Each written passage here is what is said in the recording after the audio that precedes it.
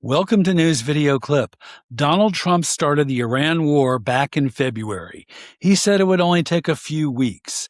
And here we are in mid-August, and the war is still going without an end. And gas prices are still climbing. $4 a gallon, above $5 in some parts of the country. And Trump gave a speech in New York where he defended all of this and said he would never apologize and that he did the right thing. Let's watch this 80-year-old liar. You have to pay a little bit more. You're $4. It's okay. I mean, I'll never apologize. I did the right thing. But you could, if you didn't have. So there he goes. I'll never apologize. So those people who are behind him are cheering for high gas prices and they're cheering for his failed war. Why don't all those people standing behind him, why don't they enlist? Why don't they go to Iran if they're such big Trump supporters? Why? Why not? The door's open. Go for it. Back up your side. Back up your claims. Go to Iran and see what it's like. All right, now we're going to go to Minnesota. And you might remember earlier this year, some of Trump's ICE agents killed two Americans, Alex Preddy and Renee Good.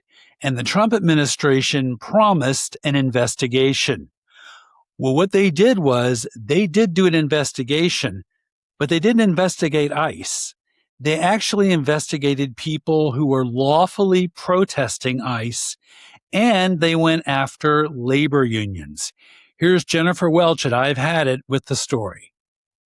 All right, now we have some new reporting on Trump's fascist crackdown on ICE protests. Pop this up. New DHS agents in Minnesota conducted huge spying campaign on left-wing groups and people at the height of ICE protests earlier this year. Undercover agents, infiltration of group chats, subpoenas for labor union financial records. And it goes on to say, put up the next slide, in another, investigators scrutinized 3 years worth of wire transfers made by the nation's biggest healthcare workers union, the Service Employees International Union, and what they referred to as an inquiry into domestic terrorist financing. Okay, so here we go. The Trump administration is not investigating those ICE agents who murder Americans. No, what they're doing is they're going after unions. They're falsely claiming that unions are doing domestic terrorist financing. And this is because Republicans, including Trump, have always hated unions because they are anti-worker and they are pro-corporation. And this has been this way for decades. And the Trump administration is just using this as a guise to go after the unions. It's disgusting. And equally disgusting is Secretary of Defense Pete Hegseth. He recently denied reports about the USS Lincoln, a Navy ship that's been docked in the Middle East for over 200 days. He denied reports that sailors don't have working toilets, they don't have hot water, and they don't have enough food. In other words, he's lying. Again, we're going to go back to Jennifer Welch, and she has the video. Here's Pete Hegseth lying about the conditions for soldiers on the USS Abraham Lincoln. Completely misrepresented. Listen, we make sure that every ship, every crew, every captain has everything we can provide them at every single moment. Some deployments are longer than others, and I have more respect and gratitude for those sailors than anybody. Okay. That is a jet stream of bullshit. He has no respect for anybody in the military because he has them committing war crimes, bombing fishermen for no reason other than this guy likes to see shit blown up. He doesn't give a shit about service members. Multiple service members have tried to jump overboard. Imagine that. Imagine this happening in Barack Obama's term or in Joe Biden's term. The USS Abraham Lincoln has been deployed for nearly 9 months, 3 months longer than a typical deployment. But here are some texts from soldiers proving that the Secretary of Defense, I refuse to call him the Secretary of War because he's just so incompetent, and that's all he cares about, testosterone and being known as a warmonger. Here are texts from soldiers proving that Pete Hegseth is a bald-faced liar. Pop this up. Aaron Parna says, my inbox is now filled with messages from individuals who have family members on the USS Abraham Lincoln. This note shows that they have no workable toilets around us. Service members are served undercooked chicken, and they do not get mail regularly.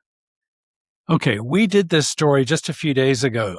Family members of these people serving on the USS Lincoln have come forward on us and also verified this. And Jennifer Welch is right. Some servicemen have literally tried to jump overboard because the conditions on the USS Lincoln sound more like a prison than an actual U.S. Navy ship.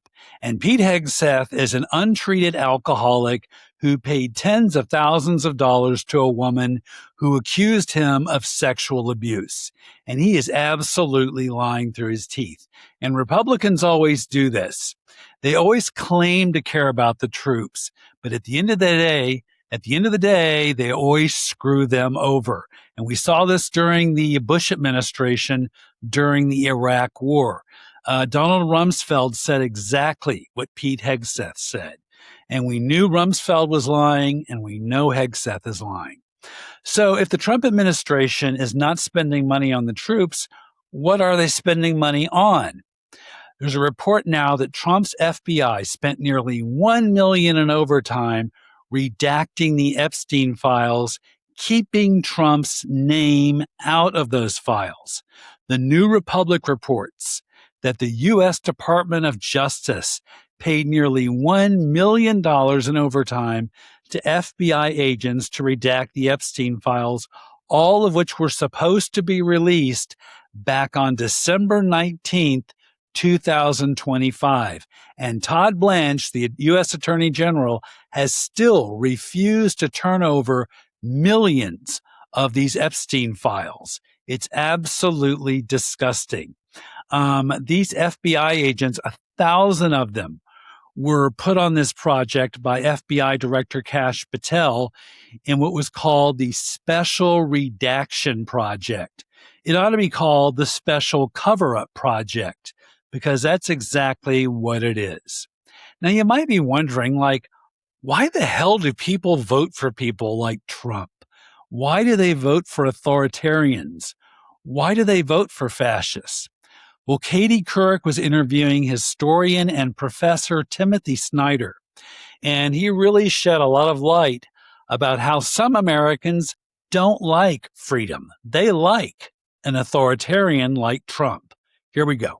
I'm curious from your perspective, do you think that people recognize what is happening and how high the stakes are? I would start with that a different way because the question assumes that people care and that they're against it. So one has to start by recognizing that there are a fair number of Americans who would be very happy to live under an authoritarian regime. And I think one has to start from that because if we start from, first of all, it's true. But secondly, if we go along with the kind of normal cliche that Americans love freedom and so on, then we end up convincing ourselves that whatever happens, it must be freedom. It's the same problem with democracy. If we convince ourselves that the U.S. is a democracy, then whatever happens, we kind of convince ourselves that somehow this is within the overall framework of a democracy. But a lot of Americans don't want democracy, and a lot of Americans don't like freedom. A lot of Americans would like to be told what to do. Maybe a quarter or so. And that's Trump's hardcore. That's the line below which his support will never go. So that's the first thing. And the second thing is that there are a lot of people who are indifferent to the political system. So long as they believe they're going to make lots of money from whatever the transition is. And that's the problem we have with radical wealth inequality and with oligarchy. We have a lot of people towards the top of our current system who just don't care.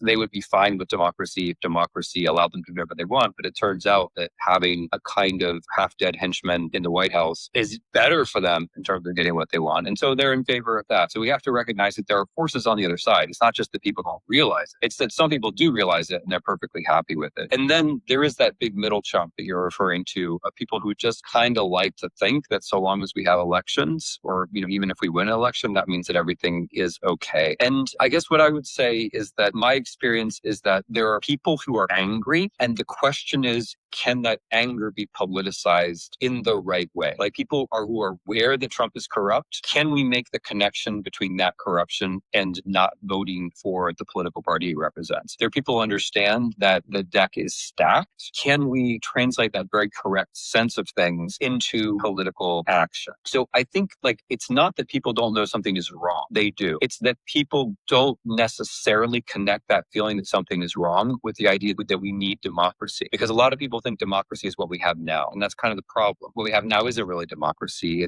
There's too much money in politics. There's too much wealth inequality. There are too many voices of special interests, et cetera, et cetera. People are right about that. And so they don't necessarily think, oh, what we need to do is more democracy. And sometimes the Democratic Party doesn't help when some of its leaders suggest that all we have to do is go back to something that thing was called democracy, because no one wants to go back. And what we had 4 years ago, or 8 years ago, or 12 years ago, whatever, also had to be deeply flawed because it got us to where we are today. So I think the question is whether you can connect the deep unease and anxiety that people feel with the present situation to the idea that we have to create a more just and a more democratic society. I'm curious from your This is absolutely right. Timothy Snyder just nails it so perfectly. And we have the entire interview with Katie Couric and links to all of our other stories right below this video. Because unlike the right-wing podcasters, Joe Rogan, Tim Pool, Benny Johnson, Jimmy Dore, Riley Gaines, Kristen Hawkins, Lila Grace Rose, unlike all those paid influencers, we actually provide facts. We provide evidence. We provide links. We back up every single story we do on every single podcast. And we welcome fact checkers. Please do fact check us, because we'll put more links down in the comments. All righty. Thank you guys so much for subscribing. We really appreciate it. If this is your first time watching, please like and subscribe, or you can hate and subscribe, or you can hate me and subscribe. We just want to have you subscribe. All right. Thanks for watching. We have more stories coming up.